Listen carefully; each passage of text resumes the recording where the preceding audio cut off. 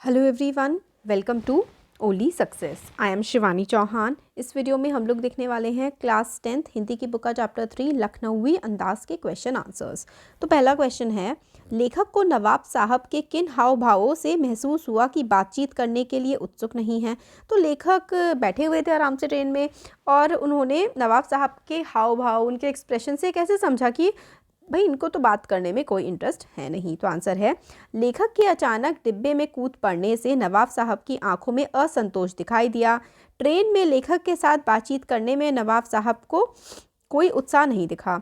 इससे लेखक को स्वयं के प्रति नवाब साहब की उदासीनता का भाव हुआ। तो उन्हें भाई एकदम से नवाब साहब, उनको एक्सप्रेशन से लगा कि भाई इनको कोई इंटरेस्ट है नहीं। लेखक को लगा कि नवाब साहब हमसे बात नहीं करना चाहते हैं। नेक्स्ट क्वेश्चन है, नवाब साहब ने बहुत यत्न से खीरा काटा, नमक मिर्च बुरका, अंततः सूंघकर खिड़की के बाहर फेंक दिया। उन्होंने ऐसा क्यों किया होगा? उनका ऐसा करना उनके कैसे स्वभाव को इंगित करता है? तो उन्होंने क्या किया, बड़े अच्छे से खीरा काटा, नमक मिर्च लगाया, सूंघा और खिड़की के बाहर फेंक दिया। भाई ऐसा क्यों किया होगा? तो नवाब साहब ने बहुत ही यत्न से खीरा काटा, नमक मिर्च बुरखा, अंततः सूंघ कर उन्होंने खिड़की से बाहर फेंक दिया। उनका ये बर्ताव स्वयं को खास दिखाने और लेखक पर अपनी अमीरी का रौब झाड़ने के लिए किया था उन्होंने। उनका ऐसा करना दंभ, मिथ्या आडंबर, प्रदर्शन प्रियता एवं उनके व्यवहारिक खोखलेपन की ओर संकेत करता है। मतलब बेसिकली वो दिखावा कर रहे थे कि मैं कितना अमीर हूँ कि भाई मैंने तो काटा भी और सूंघा और फंस फेंक दिया। नेक्स्ट है, बिना विचार घटना और पात्रों के भी, बिना किसी विचार के, घटना के या फिर पात्रों के भी क्या कहानी लिखी जा सकती है? यशपाल के इस विचार से आप कहाँ तक सहमत हैं?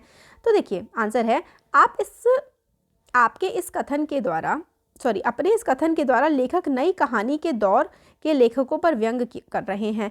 किसी भी कहानी की रचना उनके आवश्यक तत्वों कथावस्तु, घटना, पात्र आदि के बिना संभव नहीं। घटना तथा कथावस्तु कहानी को आगे बढ़ाते हैं। पात्रों द्वारा संवाद कहे जाते हैं। ये कहानी के लिए आवश्यक तत्व हैं। मतलब कोई स्टोरी होनी चाहिए जिसके कोई घटना होनी चाहिए, कोई इवेंट होनी चाहिए जिसके अराउंड ही वो स्टोरी बिल्ड कर सकते हैं। नेक्स्ट क्वेश्चन है, आप इस निबंध को और क्या नाम दे सकते हैं? तो लखनवी अंदाज जो है इसको आप और इसके अलावा क्या नाम दे सकते हैं? तो आंसर है, इस कहानी का नाम झूठी शान भी रखा जा सकता है, क्योंकि नवाब ने अपनी झूठी शान शौकत को बरकरार रखने के उद्देश्य से अपनी इच्छा को नष्ट कर दिया। शान शौकत दिखाने के चक्कर में भाई अपना खीरा भी नहीं खाया। रचना और अभिव्यक्ति, देखिए क्वेश्चन 5 है, नवाब साहब द्वारा खीरा खाने की तैयारी का एक चित्र प्रस्तुत किया गया है। इस पूरी प्रक्रिया को अपने शब्दों में व्यक्त कीजिए।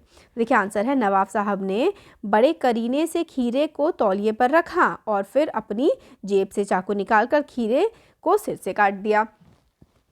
फिर खीरे के सिरे को गोद कर उसे रगड़कर झाग निकाला। उसके बाद नवाब साहब ने खीरे के छिलके निकाले, फिर खीरों को पतली पतली फाँकों में काट लिया। उसके बाद खीरे पर नमक मिर्च बुरका, जिससे उनकी खीरा खाने की पूरी तैयारी हो गई। तो मतलब अच्छे से काटा, फिर उसके बाद नमक मिर्च बुरका, खाने की तैयारी पूरी हो गई, बट सूंघ के उन्होंने उसको फेंक दिया अपनी शान दिखाने के लिए।